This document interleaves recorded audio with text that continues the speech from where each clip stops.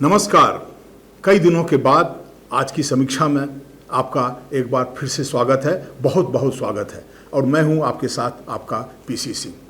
आज की चर्चा कांग्रेस पार्टी के अंदर और उसके अंदर होने वाली कुछ नई लहर के बारे में।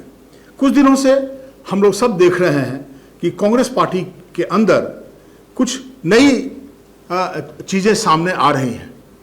जो पार्टी के अध्यक्ष पद के चुनाव का मामला था, तो सोनिया गांधी, मतलब जिसको कि हम लोग नेहरू गांधी परिवार के नाम से जानते हैं, उनकी तरफ से जो उम्मीदवार थे वो राजस्थान के मुख्यमंत्री अशोक गहलोत का नाम तय हुआ था। लेकिन किन परिस्थितियों में अशोक गहलोत ने इससे इनकार कर दिया और फिर जो दूसरा नाम उभर के सामने आया वो एक बहुत बड़ा नाम है, जिनका नाम मल्लिकार्जुन खड़गे है। और वो 80 वर्षीय कांग्रेसी नेता न सिर्फ कांग्रेस में नेहरू गांधी परिवार के कमिटेड लोगों में से एक हैं, जो उनके परिवार के हमदर्द हैं, बल्कि उन्होंने जो अपना राजनीतिक जीवन का, उनका जो 50 साल का जो पूरा उम्र राजनीतिक जीवन रहा है, वो संघर्षपूर्ण रहा है।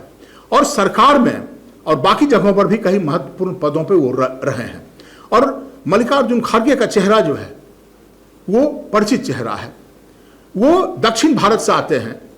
दूसरी एक और विशेषता उनमें यह है कि किसी भी तरह का कोई कंट्रोवर्सी, किसी भी तरह का टेंट उनके चरित्र से अभी तक लगा नहीं है।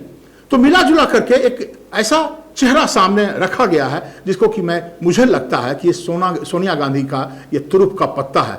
ये बहुत ही ताकतवर प्रहार है। और उन्होंने एक ऐसा, अब ये मल्लिकार्जुन की उम्मीदवारी को तय करके कांग्रेस पार्टी ने एक नई दिशा की ओर, एक नए हवा की ओर इंगित किया है, इशारा दिया है।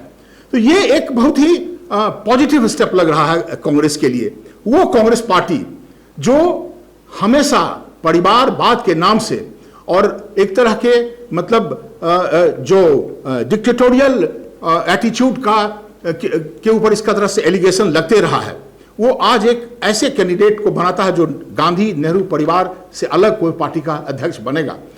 ये बात उतना ही तय है कि आप ये कांग्रेस का एक जो परिवारवाद है, नेहरूवाद जो है कांग्रेस के अंदर, नेहरू का जो परिवार है, जो सोनिया गांधी और राहुल गांधी और प्रियंका गांधी, ये उसका एक तरह से यूएसपी है।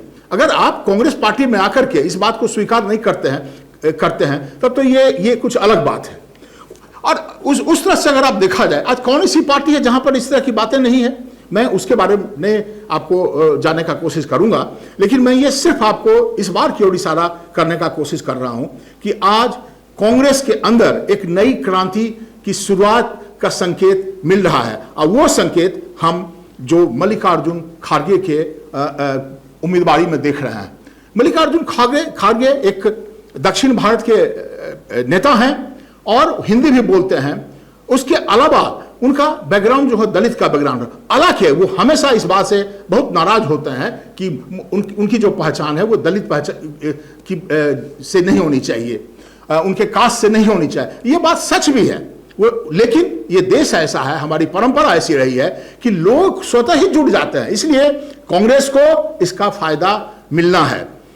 एक दूसरी बात जो हमने देखा कि जो राहुल गांधी, जिनके बारे में तरह तरह के जिनके ऊपर एलिगेशन लग रहा था, आज वो पदयात्रा कर रहे हैं। और उन्होंने दक्षिण भारत से शुरू किया है और फिर जाकर के उत्तर पूरे भारत का उन्होंने पदयात्रा करने का प्रण लिया है। और जब सोनिया गांधी जब उनके साथ कल जुड़ी हैं जाकर के मध्य प्रदेश में पांड्या में, तो एक नई लहर दिखाई पड़ने लगी है। राहुल गांधी का ये पदयात्रा भी अपने आप में एक बड़ा मैसेज लेकर के आया है लोगों के सामने। जो व्यक्ति संसद में बोल रहा था आज सड़क पर दिखाई पड़ रहा है। ये देश में परंपरा रही है पदयात्रा की, शंकराचार्य से लेकर के महात्मा गांधी और चंद्रशेखर, ये सब हम लोग देख चुके हैं। होता क्या है कि पदयात्रा में जो नेता है लोगों से मिलता है, लोग उससे आइडेंटिफाई करते हैं। आपको याद होगा जब पूर्व प्रधानमंत्री अटल बिहारी वाजपेयी की शव यात्रा निकला था, उस समय प्रधानमंत्री नरेंद्र मोदी ने किसी गाड़ी में जाना तय नहीं किया। वो पैदल चल रहे थे, वो भीषण गर्मी में, और अपने निवास जहां से वो शव यात्रा की शुरुआत होती है से लेकर के जहां पर जो उनका क्रिमेशन किया गया था, वहां तक पूरी लंबी यात्रा वो अकेले कर रहे थे। चारों तरफ छटपटाहट हो रही थी, लेकिन उसका मैसेज सबके सामने था। तो ये पदयात्रा और सोनिया गांधी का मतलब जो तय करना उम्मीदवारी, वो कांग्रेस परिवार में नेहरू गांधी परिवार से अलग किसी को उम्मीदवार बनाना और एक ईमानदार नेता का ईमानदार बनाना, ये दो ऐसी खबर है जो कांग्रेस के लिए अच्छी कहा जा सकती है, कहा जा सकता है, और डेमोक्रेसी के लिए भी अच्छा कहा जा सकता है। जो नेता है उनको लोगों से जुड़ना चाहिए। इन्हीं चंद बातों के साथ आपको बहुत बहुत धन्यवाद, और फिर हम अगली बार जब मिलेंगे तो किसी और नए मुद्दे पर आपके साथ बातचीत करेंगे। धन्यवाद।